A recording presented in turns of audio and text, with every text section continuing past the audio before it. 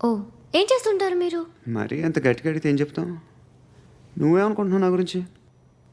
అంటే బహుశా గ్రాడ్యుయేషన్ అయిపోయి జాబ్ ట్రయల్స్ చేస్తూ ఖాళీగా ఉంటూ ఏం చేయాలో తెలియక మనసులో ఏమనుకుంటున్నావు డైరెక్ట్గా చెప్పే. పని పాట లేని పోకిరి అనుకుంటా. కరెక్ట్, మనం అదే. ఖాళీగా ఉండే బదులు ఏదైనా పని చేసుకోవచ్చుగా. ఖాళీగా ఎవడన్నాడు? డబ్బులు ఇస్తే ఏమైనా చేస్తా. ఏదైనా అంటే ఇప్పుడు నీకోసం డాక్టర్ గారిని ఫ్రీగా కూర్చాను కదా, మామూలుగా అయితే డబ్బులు తీసుకుని వస్తాను.